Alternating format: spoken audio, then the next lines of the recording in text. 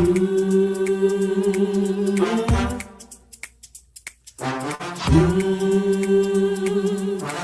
talk to God.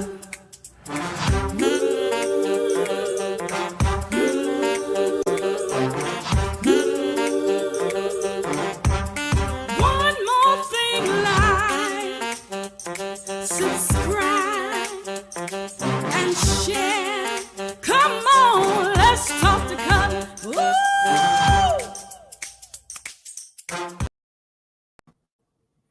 Hey everybody, it's Cutler here. It is just another day, another time for us to share these 1800 seconds.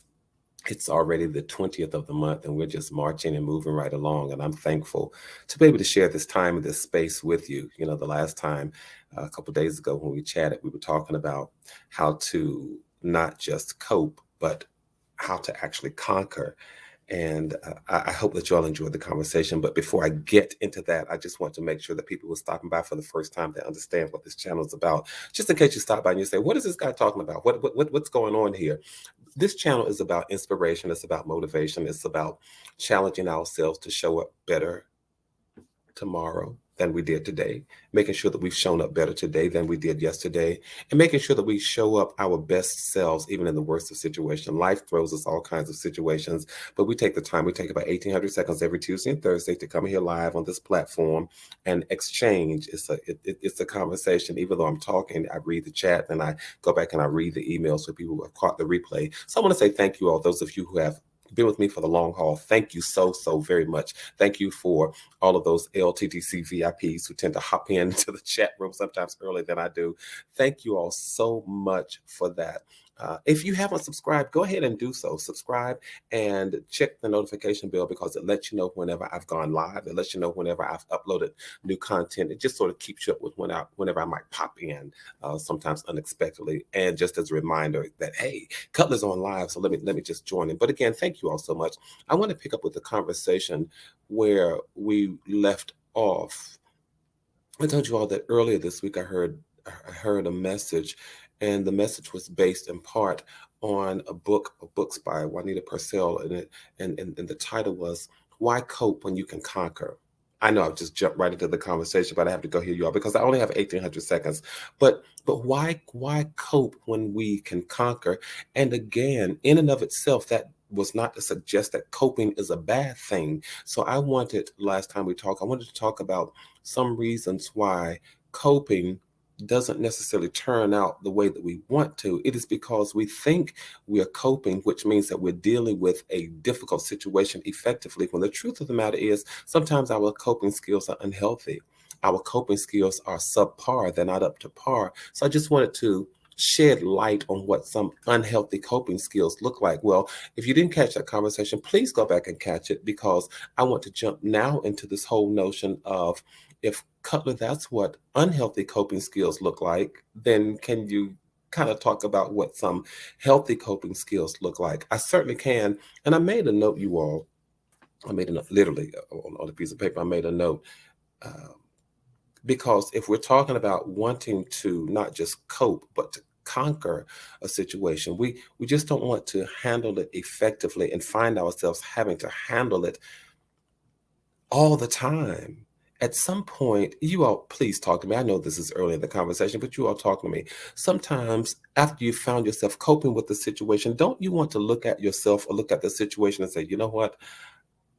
I've managed that. I'm through that, through as on the other side of that. I'm done with that. And victory or success or winning says to me, I've conquered it. I just didn't cope with it, but I've conquered it. And in order to say that, in order to do that, we need to develop some good coping skills. We need to have some good coping mechanisms. So I wanted to talk about that.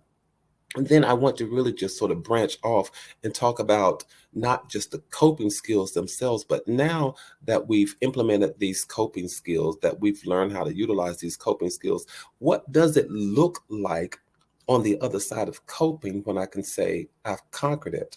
And I want to talk about bridging the gap between coping and conquering. Again, not from a clinical or clinician standpoint, but just from the standpoint of some literature that I've read and some things that life has taught me. That's all. Some of what I call the healthy coping skills that we can use really might sound like common sense to a lot of us. And they very well may be, because when you end up feeling emotional and you're nervous and you're having trouble sleeping and you're eating in an unhealthy fashion, all of that, those things are sometimes normal reactions to stress. The normal reactions to stress. They're not the healthiest reactions to stress. So let's see how we can engage ourselves in some more healthy kind of coping. One of the things that we can probably do, y'all, is just take a break from watching and reading social media, listening to the news stories all the time, because sometimes the news could just be so repetitive and so redundant, and it drives these issues down into the core of your soul and the core of your heart. So sometimes I tell people, just take a break. It's good to be informed about what's going on. It's good to be informed about the catastrophic events and the traumatic events that are taking place. But listening to those repeatedly, hearing those repeatedly, can sometimes be unnerving and upsetting. So you might just want to limit how many times you're going to listen to the news coverage of a traumatic situation. You just might want to limit how many times you're going to watch that video clip. You might want to limit how many times you're going to read that story. So, Cutler, what are you saying? Sometimes let's just learn to take a break from the news, from the things that we receive. Just learn how to take a break. And part of taking a break, it means that you might have to disconnect from the phone from time to time. You might have to disconnect from the TV. You might have to disconnect from the iPad. You might have to disconnect from the computer screen. That's what taking a break looks like. It's being very practical about, how do I step away from these situations so that I can cope. Coping means taking a break, relieving yourself of receiving all of the stress. Can I say that again? It means relieving yourself of receiving all of the stress, which leads me to something else in terms of making sure that we have healthy. You all know I just tend to talk faster when I feel passionate about something, but it leads me to this next tip for making sure that we're coping, and that is to take care of yourself. To take care of yourself, you all.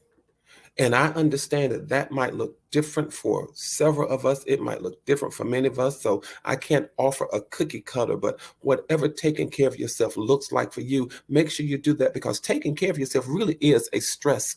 It is a coping mechanism.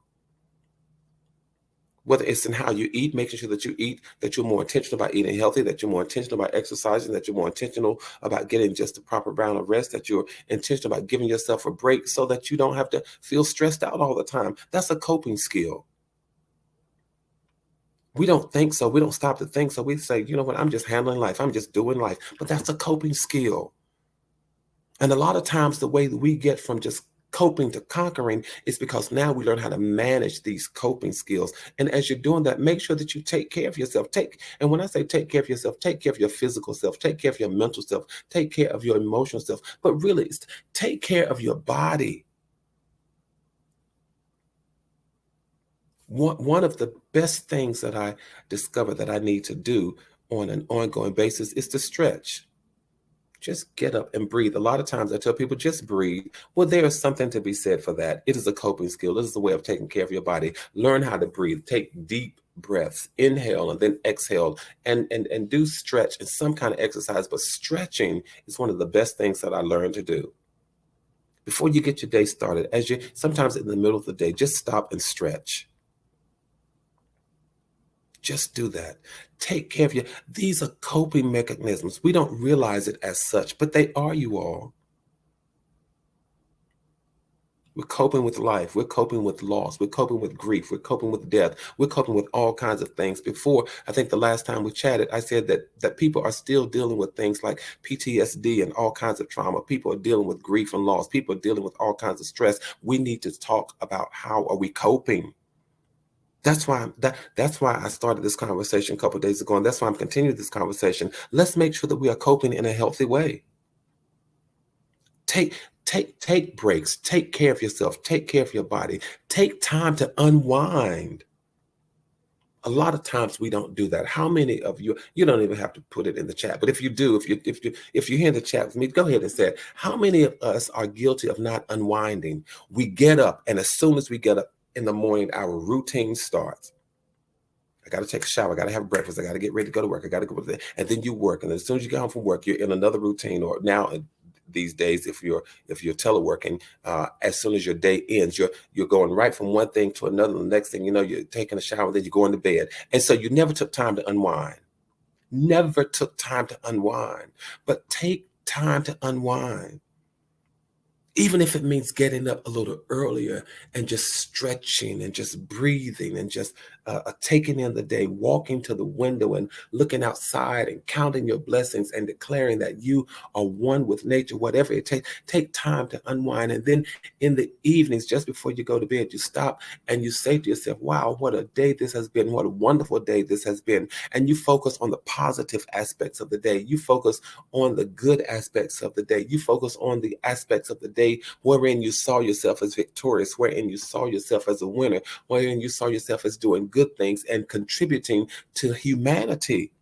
That's taking time to unwind. Sometimes just sitting in silence doing nothing, but take the time to unwind. Those are good coping skills, because I don't want to wake up stressed, go throughout the day adding more stress on my shoulders, and then go to sleep stressed. Don't do that.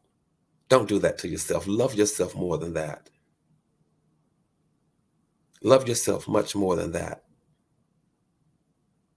Try not to wake up with stress on your shoulders and then go to bed that evening having added more stress. Try not to do that, you all. Make time to unwind. And perhaps for you, maybe unwinding is just about talking. Go to bed, get on the phone and call somebody and talk about what's going through, what your day looked like. Or sometimes in the middle of the week, calling people and expressing your concerns. Talk about the things that you're dealing with. No man is an island unto himself. No woman is an island unto herself. So learn to talk to the people that you trust. Talk about your concerns. Talk about your feelings. Talk about what's going on. Share your problems and how you're feeling, how you're coping. Coping with what? Coping with just living. Coping with being a parent. Coping with being an uncle. Coping with being whatever you are within the vocation where you work. About all of that. Just talk about how you feel, about who you are. Got to deal with that, you all. I know you all are saying, well, Cutler, I'm here. I thought, where's the inspiration? Where's the motivation? I think this is more of a challenge again. Just challenging us to make sure that we look inside ourselves to make sure, yeah, I'm coping okay.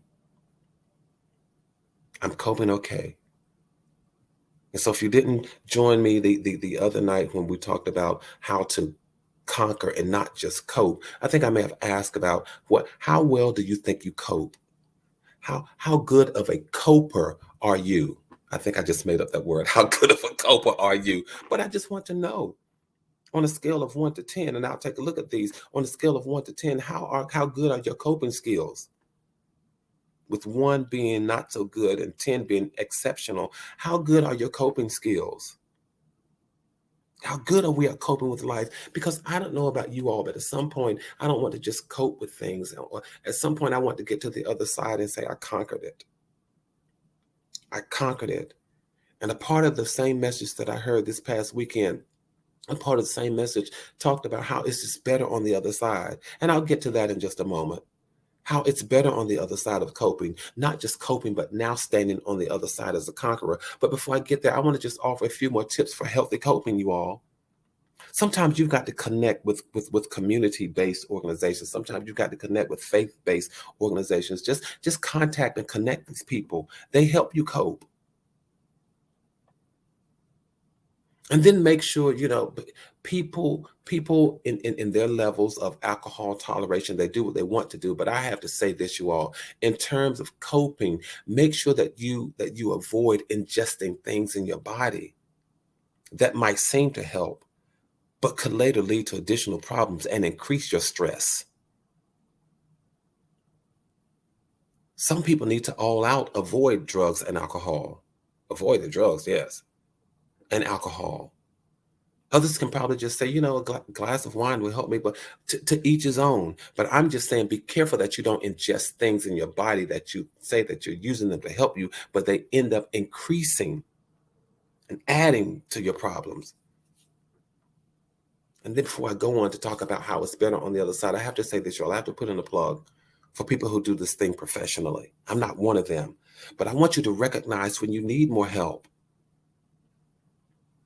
Think about it as a caregiver. If you are a caregiver, think about the times when you need more help. If you're dealing with personal anxiety, think about the times when you need help. And I have to deputize us again. Think about when you are in the lives of the people and you recognize that they need help.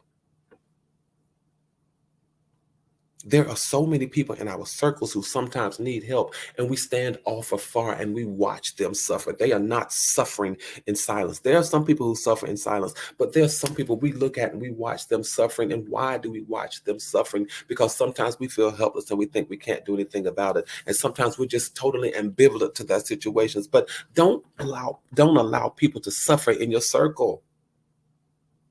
Don't allow people to suffer in your circle. Cutler, what are you saying? From a personal space, recognize when you need help. From an onlooker's perspective, recognize when the people in your circle need help. And then reach out to the professionals. Reach out to the psychiatrists. Reach out to the psychologists. Reach out to the counselors. Reach out to the social workers. Reach out to the therapists. Reach out to the people who do this thing professionally. That's a good coping skill. But we have added, we sometimes as a culture, as a society, we have added all these stigmas about seeking professional assistance and made it look bad or sound bad. And while it would help people to cope, we have added these negative stigmas to it. Let's remove that and let's help people. Sometimes you might even need to say to people, oh, you need help? You want a professional? I'll go with you. I'll take you. If it's going to, I have to say this, if it's going to help save somebody's life, let's gear up and do what we need to do. Because you all have heard me say more than once, I'm trying to help save somebody's life. And I empower all of us, I deputize all of us to help save somebody else's life. People are going through things and they don't always seek help because of the stigma that society has added to those things. The stigma that society has added to seeking help. Let's help people, you all. Maybe we have it all down. Maybe we have it perfectly and we're fine with our coping. But I promise you, everybody in your circle, not everyone is coping well. Not everybody is coping well all the time. So let me just put that out there. But I want to talk about it because Cutler, since you're talking about how to not just cope, but how to conquer, it really is true. And this is the message that I heard, a part of the message that I heard. And the message was from Dr. Wanda Frazier Parker. And she said, when she was talking about how to go from coping to conquering, she said that it's better on the other side. It's better on the other side. Because on the other side, you find that you've conquered the process. You find that you've conquered the process. And once you conquer the process, once you've conquered the process, you realize, you know what? I'm making it through. And sometimes for some of us, and I made a note to this, you all, because we don't want to stay on the side of coping, but we want to get on the other side and get to the side where we're conquering. And I made a note that sometimes when we want to say hello to these new opportunities and we want to be able to say hello to this place that we call conquest, let me put my glasses on because I wrote this note and I want to make sure that I read it. Yes, it's better on the other side. Sometimes when you're saying hello to new opportunities, you've got to say hello to the process. So let's learn to cope with the process. Sometimes when you're saying hello to new opportunities, you've got to say hello to the process. So we've got to learn how to cope with the process. Can I tell you all about the process? Our challenge a lot of times is not coping with what we're handling, but we're looking for the process. And a lot of times our challenge is trying to cope with the process, is trying to get through the process. I don't know if I'll be up here for a full 1800 seconds, but I want to share this, you all. Hey, I want to talk about the process and our mindset when it comes to the process. Can I tell you all a few things about the process? Because that's what we don't like. We end up coping and coping and coping. We cope with things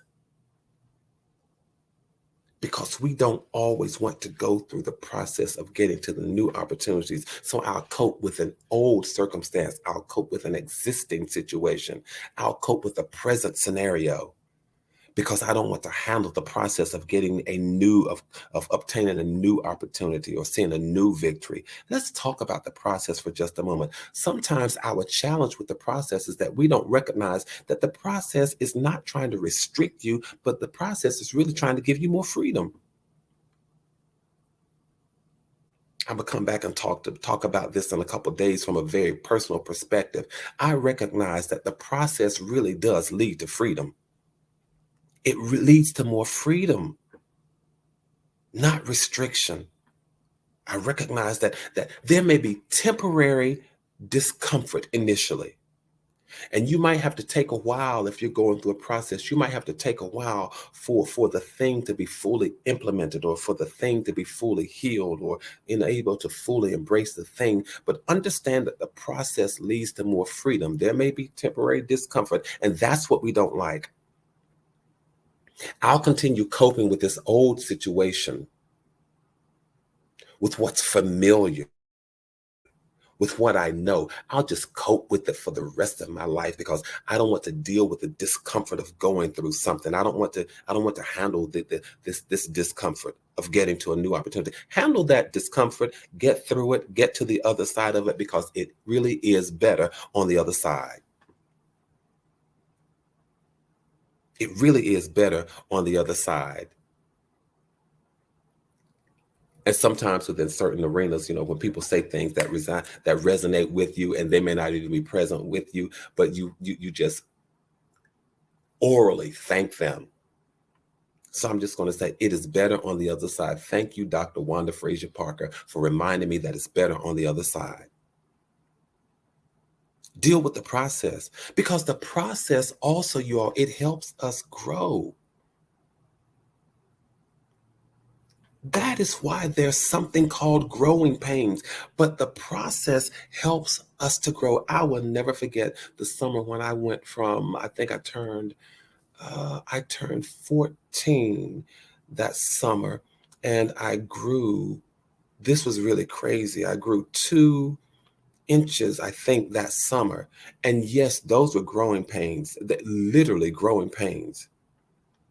Because I think, I was in the 8th grade and we had a whole summer break. And by the time my classmates saw me when the school year began as a freshman, as a 9th grader, they looked and said, whoa, where did all of that height come from? I had grown 2 inches during the course of the summer.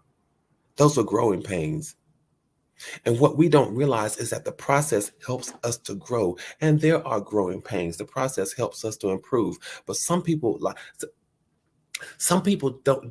want to deal with the growing pains. They will opt to, how can I say this, you all? Some people don't want to deal with the growing pains. They will opt to exist in chaos. They'd rather exist in chaos rather than deal with the growing pains. They would rather operate within their inadequacies rather than deal with pain. Stop opting to exist in chaos and stop opting to operate within inadequacies and deal with the growing pains because they help you to grow and improve. Process shows it. It will show you your weaknesses. It will show you your flaws, and it will help you to grow. Process, if you allow it, it will lead eventually to better interactions, even if the interactions is with you. Even if the interactions are with you and you alone, process will allow you to better interact with others, to better interact with yourself. Cutler, why in the world would you say that? Because after you've gone through the process, after you realize that you enjoy the freedom, after you realize that you have grown and that you improved, you realize that you walk better, you talk better, you think better of yourself, you feel better about yourself. Don't despise the process. So how are we going to go from coping to conquering? We're going to manage the process. We're going to manage the process. We're going to think better about the process. We're going to have a better perspective, a healthier attitude about the process. If you're going to lead me to greater freedom, I'm going through the process. If you're going to help me to grow, I'm going through the process. If you're going to help me to interact better with myself, I'm going through the process. Just go through the process. Because going through the process, why do I feel like I'm getting ready to do a benediction? Going through a process gets you from coping to conquering. So you've got to stand in a place where you can embrace not only the possibility of new opportunities, but you've got to stand in a place where you can embrace the process that you're going to go through to get them. And what is that place, Cutler? In my book, I'm so glad you asked. In my book, When I'm Overwhelmed, I talk about the process. That place where I stand and I embrace the new opportunities, but I also embrace the process. I call it standing on the precipice of a new day. Standing on the precipice of a new day. I stand on the highest pinnacle of opportunities and I look over and I see all of the opportunities that await me. I see all of the moments for being better that await me. I see all of the moments for victory that await me. I see all of the moments for success that await me. I see all of the moments for standing in the winner's circle or not standing in the winner's circle alone. I see all of those moments that await me. You've got to get to the pinnacle of your situation, the pinnacle in life where you look over and you see those opportunities and you say, I'm not just going to cope with what I'm dealing with here, but I'm going to go through the process of getting there so that I will not just cope, I'll conquer because I want those opportunities. I'll handle the process. So I want to close by sharing this poem. On the precipice of a new day. If you like this poem, yes, it's in my book, When I'm Overwhelmed, How to Handle Life at Its Most Intense Moments. Because what are we talking about? We're talking about coping and going from coping to conquering. When life is intense, when life turns up the heat, that's why we share these 1800 seconds. That's why we share these. Standing on the precipice of a new day, a vial balanced itself on a scale, partially depleted by the convoluted labyrinth that it had traversed. Complicated, but the scale indicated that it was fractionally unfulfilled. By stairs unnegotiated, mazes unnavigated, dreams unanticipated, desire simply unstated. Kneeling at the intersection of rhythmic laughter and tears mixed with raindrops, a translucent vial yielded the right of way to 1, 2, 3, wait. Do they see the vial? Confused, misused, abused, prematurely refused, where time completes and then deletes. Frozen in a menagerie of manipulation and emancipation, a fragile, frigid, free vial, melted externally, evaporated internally, punctured, ruptured, cultured, resculptured. Broken vial. Sat on a dial that kept spinning with no chance of winning its right to live, learn, laugh, or love. Catapulted with the inertia of sun rays along the trajectory of ancient days, a wise vial emerged in solitude, in solidarity with all that was ordinary and extraordinarily human, humane, and insane, perched on the clavicle of courage and the sternum of valor to see the sun lift itself beyond the horizon.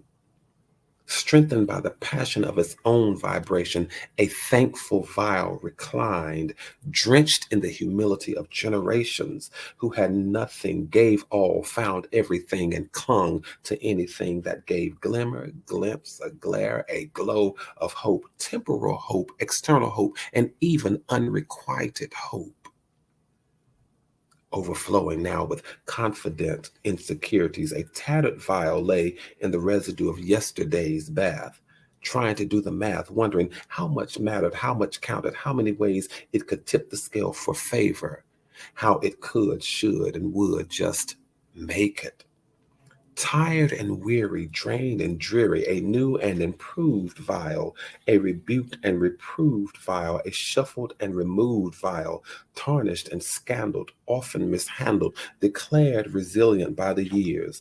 10 times 5, hoping to thrive, 5 times 10, wanting to live again and give again and again, but only to a friend, just one friend. A simple single vial, but already divorced, defaced, devalued, devoid of comprehending the very thing that made it everything. Everything that was to become anything except the thing that it had became.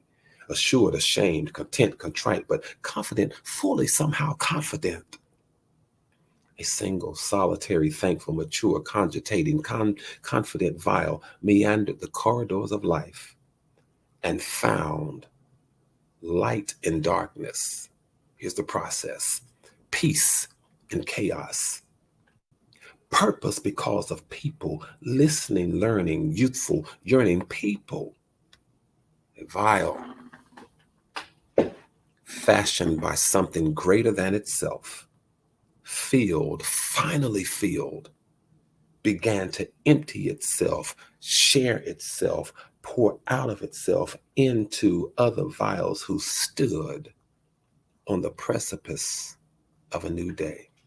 One day, I think I want to go through that and just dissect and explain what it all means, what I felt, what I was going through. But sometimes you have to stand in a place where you look at who you are, who you were, who you seek to become, and the opportunities that await you. Stand on the pinnacle of all that you know about you and all that you know about your Creator and all that you know to be true. Stand on that pinnacle and say, these are the opportunities that await me. So I'm standing on the precipice of a new day. I'm not standing in the place where I'm just coping, but I'm standing in the place where I am going to conquer. For what I call getting from coping to conquer means I have to deal with another C in the middle, which is called challenge. And you challenge by going up to that pinnacle, standing on the precipice of a new day. Hey, you all, thank you for these 1,800 seconds. Thank you for sharing this time. Thank you for sharing this space. Let's do what we do, you all. Let's keep building community. Let's keep maintaining connectivity. And let's keep our heads up, keep our hopes up, stay safe, stay sane. Listen, I know I didn't shout out the LTTC VIPs, but I get to you the next time, I promise. But until the next time we talk, do me a favor. Tell somebody else, come on and let's talk to Cutler. And let me know, please let me know what you think of this evening's conversation. Because I want us to conquer. I want us to win. And I want us to see ourselves standing, looking at new opportunities, but embracing the process that we have to go through to get them. Let me get out of here before I start all over again. Y'all have a good evening. Please know that from my heart to yours, there is and always will be so much love. I'll see you all the next time. Take care. Bye.